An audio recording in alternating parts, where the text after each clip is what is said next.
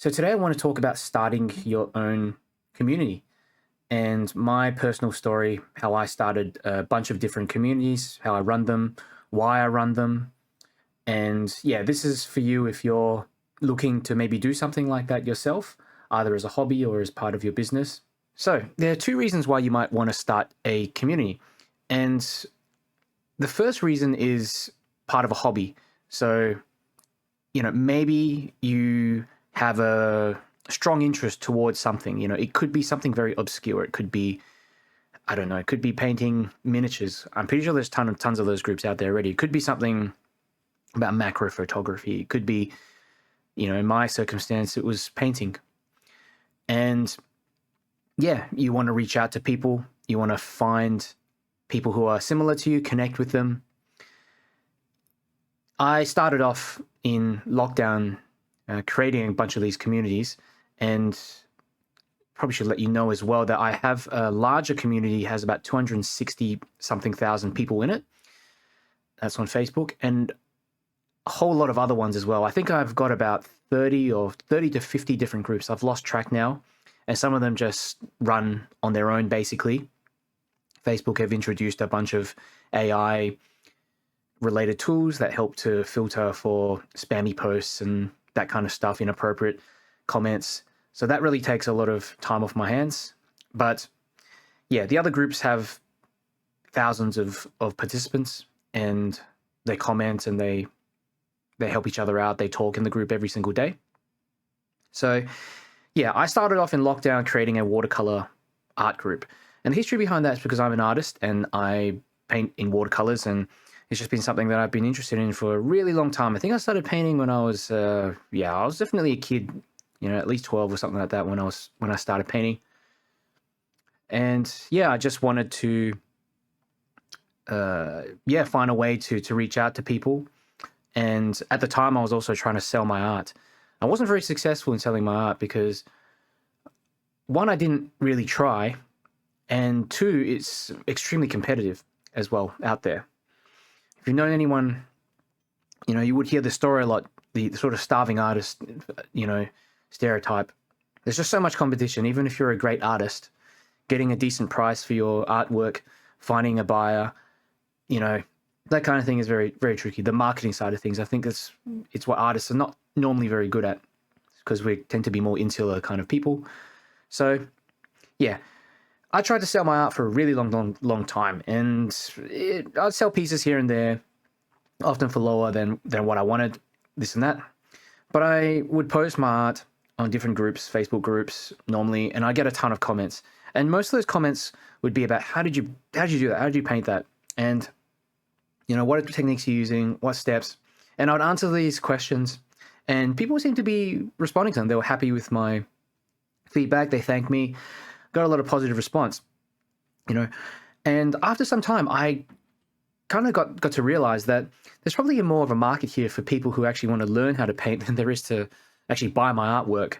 So I decided to start my own sort of group, because when you're part of these other groups, the difficulty with them is that these groups are run by other organizations. They're run by individuals that also have their own personal motivations. They could have started because they wanted to sell their art. They wanted to sell courses and things like that. So if you go into that group and you start promoting your stuff, it's not going to be long before they kick you out. And you have very little control over the group. You have very little control over, basically how it runs. So, yeah, I guess initially I didn't really have much of a plan. I just thought, for some reason, I just wanted to start something. I just was depressed in lockdown, maybe wanting to reach out to people. And here in Australia, in Melbourne, we weren't able to go out for almost a year. We were for small bits and pieces to get groceries. I think they ended lockdowns here and there for like a month, and we had to go back in. So it was pretty depressing, and it was just, I felt that very little was in my control. So maybe this was a bit of a response to that. And also maybe a last-ditch effort as well, because I tried a lot of things as an artist. I tried to work with watercolor groups here in Melbourne, and they didn't seem to really want to work with me. and it was difficult at the time because I didn't have any contacts. I didn't have the confidence as well to teach because I'd never taught people. So anyway, I started this group and I thought, look, those people that I helped, maybe they'll join. And I'd friended some of them on Facebook and I started inviting them to this group. And before long, I had about 10 people in there. I remember it very clearly. I called it something like Watercolor Beginners or Watercolor Help. I can't remember what exactly the name was, but it was something like that. And people started joining because I'd invited them. And soon enough, it started growing more and more. And what I was doing is I was going on to, I was going on to other groups and I was basically posting my art there, or I was responding to people's comments, helping them out. And I would post a little link to my group as well and say at the end, hey, check out my group if you want a bit more help as well. Now, I don't recommend doing this. Okay, if you do it, you have to approach it very tactfully, because when you post your links and stuff in other groups, most of these groups have rules that say you just can't post links to other groups. You can't post links to your personal products, your website, that kind of thing. So yeah, I got banned actually from a couple of those groups, and yeah, so don't do that. The best way to get exposure to your group is more through a passive sort of means. So people might ask you, people might message you when you help them. A lot of the groups don't mind if you say, if you answer a comment and you help someone out with their comment and then say, hey, I've got some, you can check out my profile, and just link your normal profile there. People can click on it and then just put the link inside your Facebook profile. And that way people can find it.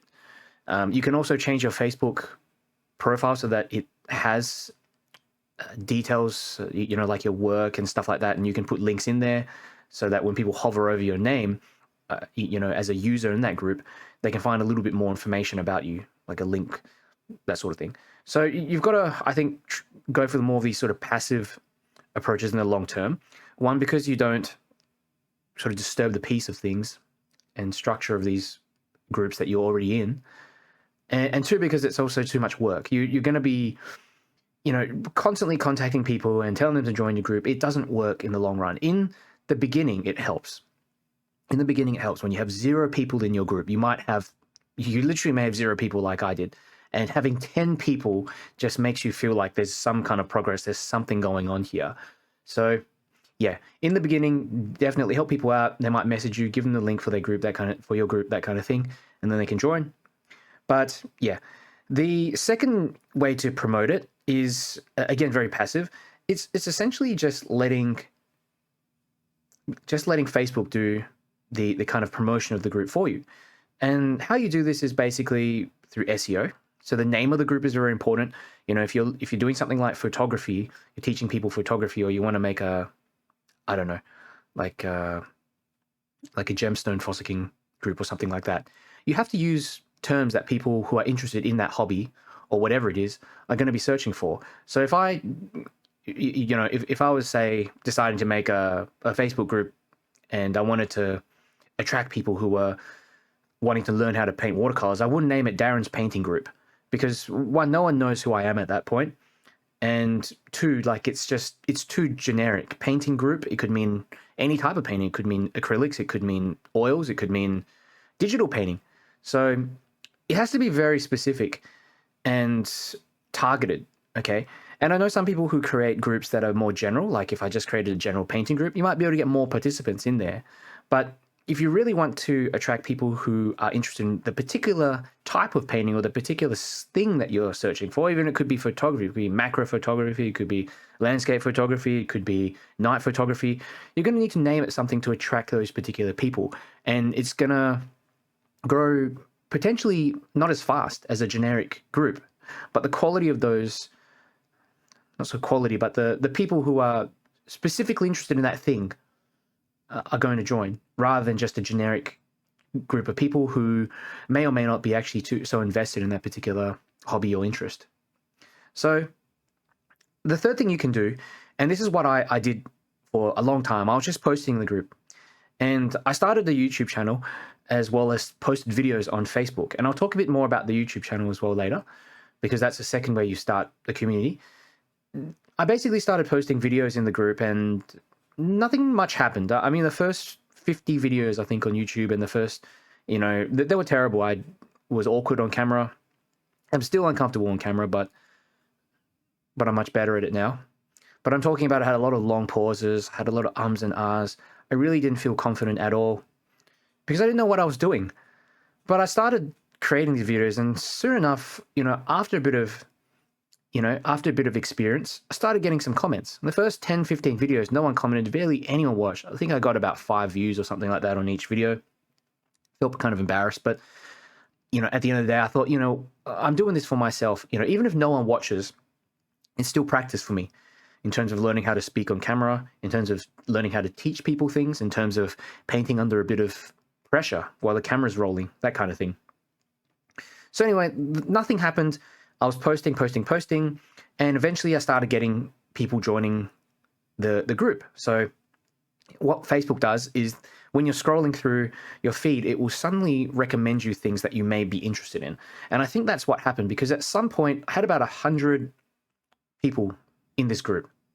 They joined from other groups. Maybe Facebook had kind of, put it up somewhere on the side so that they knew about it. If they were searching for watercolor groups, it was showing up on the top of the search list, something like that. But I think it had started pushing it out to people. And I remember one night I went to sleep, and before I went to sleep, I posted this line and wash painting. And basically, line and wash is a type of technique where you're using black ink, so black ink pen, and then you're combining that with watercolor. And it was a scene of Prague. I remember it very clearly, and it was kind of like a really reddish palette that I was using. I didn't like the look of it. Personally, I thought it was kind of, there's a lot of things that I thought were not too great. But I thought I'd post this thing anyway. And I posted it on both YouTube and I posted it on the Facebook group. And I went to sleep. And I woke up the next morning. I had a look at my phone, and there were all these notifications just popping up all over the place on my phone. And I thought, what the heck is going on? Has my group been hacked? Has something, gone wrong? Check the group, and there were more than 10,000 people who were pending to be accepted into the group and commenting and posting their paintings, and mostly just commenting on this particular painting that I'd done the night before, this line and wash painting. And most of it was positive. There was some negative, but it seemed like sort of Facebook had just pushed that out, and overnight I'd got all these people. And I thought initially it was a scam, but going through all the participants, there were legitimate people. And from there, I kept doing the same thing. I just kept posting, and some of them would get more views, some of them wouldn't. Lately, I haven't really been posting that much. I've not felt so motivated in terms of painting. I've also been a bit sort of overworked in terms of trying to build my other tech channel, which has grown significantly over the last year. So kind of splitting my attention between these different projects has been difficult, and it's at the same time it's kept me going, because I tend to sometimes get distracted or a bit bored of things, and I found this sort of way to continue on with both of them is just to flip in between these hobbies. And I think with tech, especially lights, LEDs, electronics, and art, I always tend to go back to them. Even if there's a long period where I just don't feel like painting, I'll go back to it at some point. So yeah, it's a kind of technique that I have. But getting back on track now, where was I going again? Yeah, so the group kept growing and growing, and it kind of got to the point where I started creating more groups. And I had people helping me out with the group, moderating posts and things like that. Nowadays, it's a lot easier because Facebook has, put on a bunch of these AI admin assist things that help to remove posts that aren't appropriate, have certain keywords, that kind of stuff, links to dodgy websites. So when the group hit about 10,000, like I was saying, I think I got a huge sense of accomplishment. Even though I didn't really do anything. Well, I did, I guess. The accumulation of all these videos and things that I had posted, it did something eventually, but it felt like it was the first win out of, just a series of really nothing much happening. And it took me a while to kind of get used to that feeling of nothing happening. And I told myself, you know what? I'm just going to expect nothing to happen. I'm going to expect that nothing grows and that's it.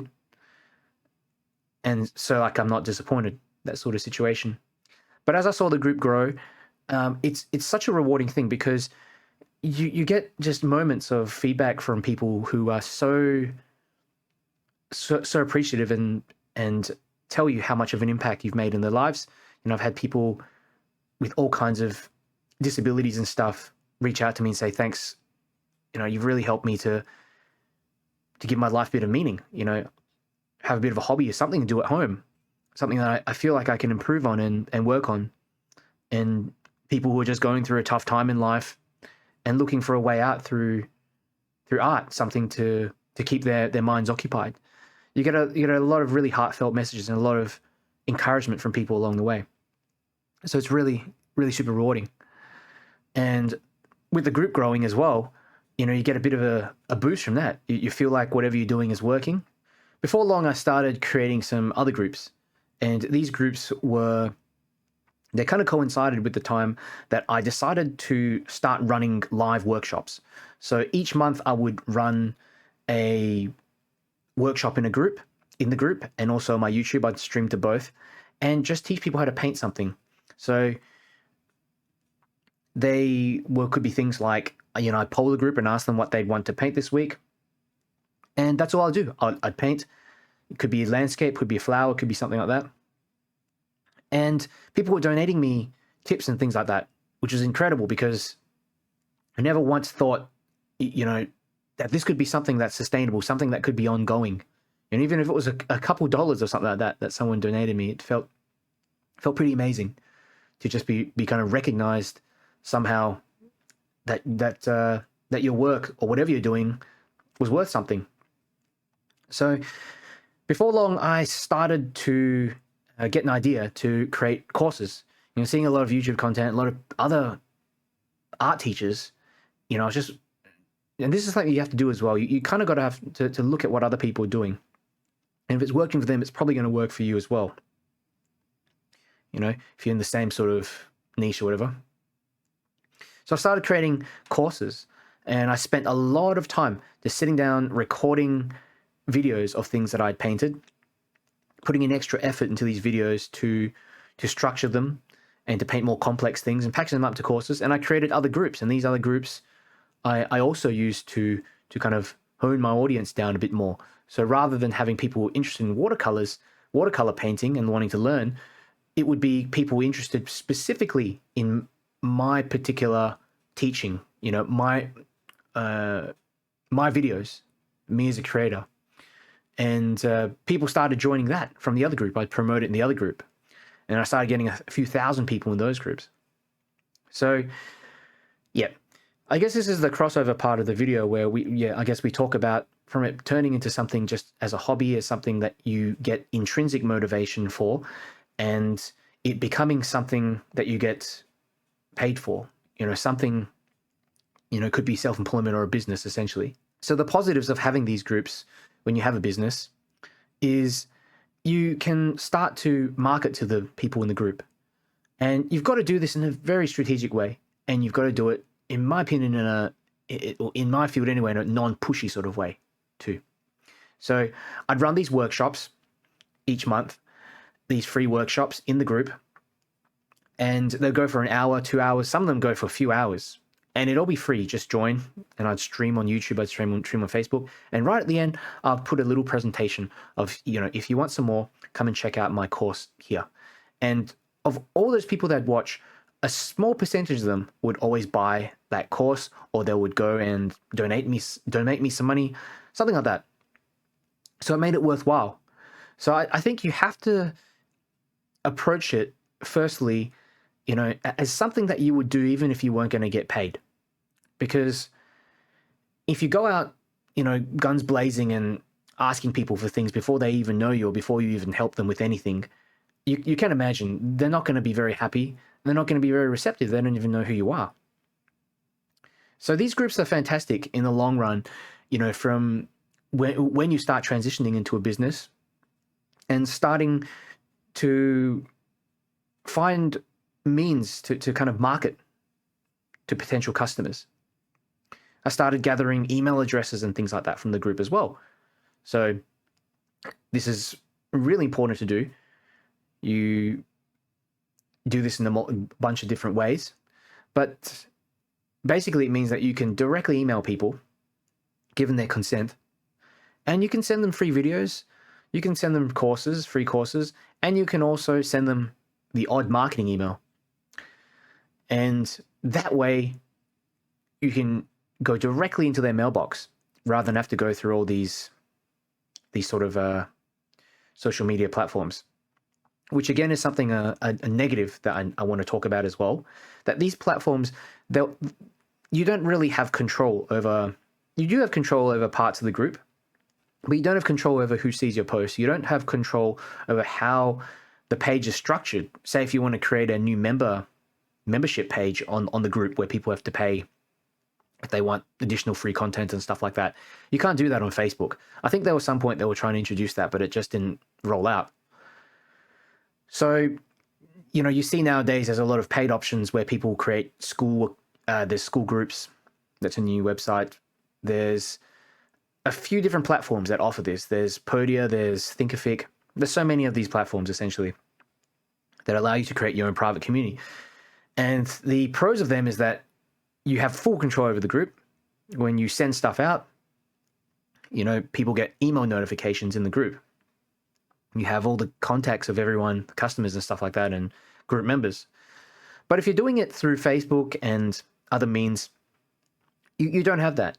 And you're kind of at mercy to the algorithm and whether whatever you write and send out actually goes to anyone. And if there's any links in your post, if there's any external links, good luck, because a lot of the time they just get buried. You know, Facebook and a lot of these platforms, they don't want people going off their platform. They want people spending more time on their platform so that they can advertise to them. So that's a pro and a con, I suppose, you know, of each. And, you know, if you're running your own private community as well, you're going to have to drive traffic to it. Whereas if you're running on a Facebook, it's free. You know, people just join through SEO or just, you know, just being part of searching, you know, searching for groups or being recommended by Facebook. So I do recommend if you're starting out with this and you're not quite sure whether it's or it's something that you are serious about, you just want to give it a go, or maybe you just don't have the funds. I do recommend you start something on Facebook first. I think that's a great springboard, and you know, even now it's a lifesaver for me. It's like it literally changed my life from, you know, making nothing and having no one see anything that I did basically as an artist, to then getting you know, much more well known. So you have to always keep it up as well. And I haven't really been keeping up with the art page because I've been focusing a lot on the tech reviews. And lately I hit about 23,000 subscribers on my tech channel, which it's incredible. For me, I started this thing off also just picking up random stuff around the house that you know, electronics around the house, and just putting it on camera and just talking about it. And yeah, which leads me to the second point, the second way to start a community. And the most obvious one is through YouTube.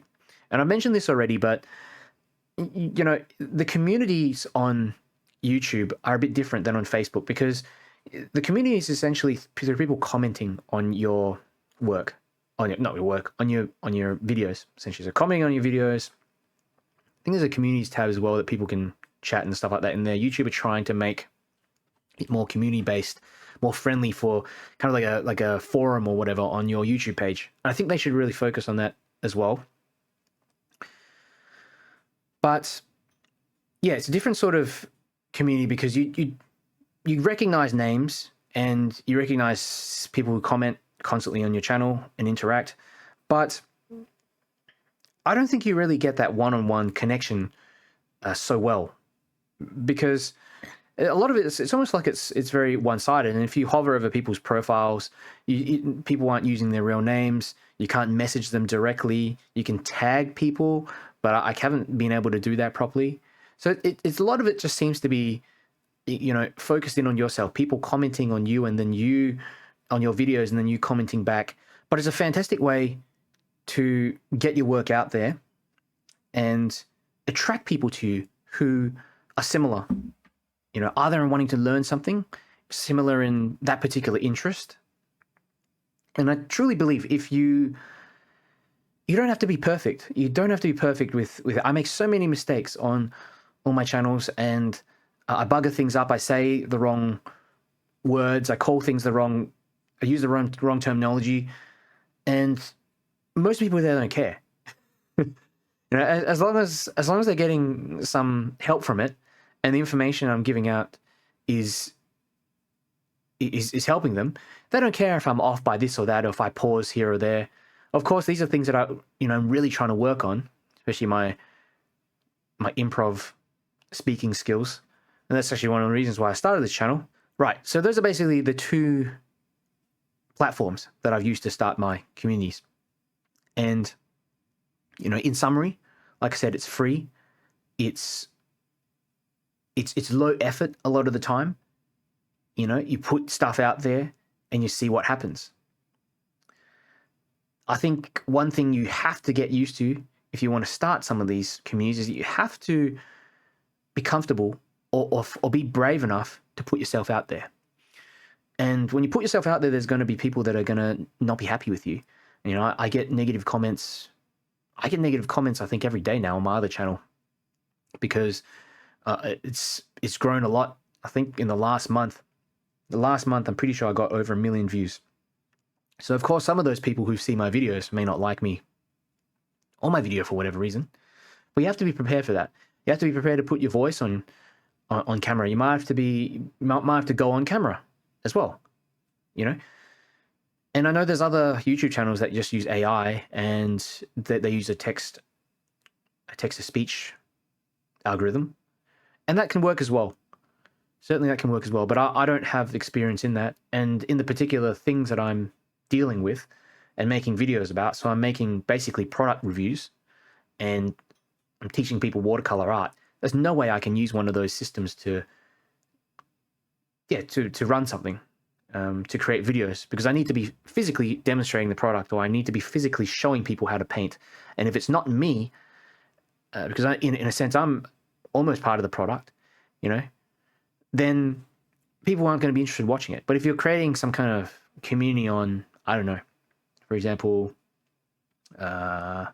philosophy, like you want to create a philosophy channel and talk about all the different philosophers and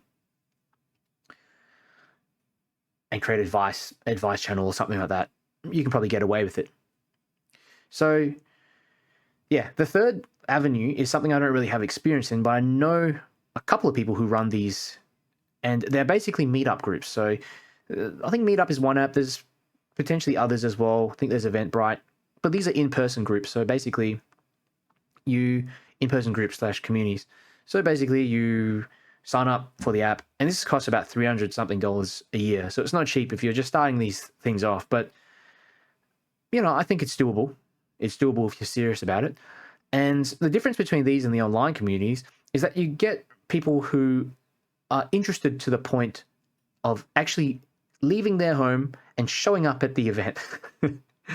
So I think you can make some very genuine and more direct sort of contact with people that way. Okay.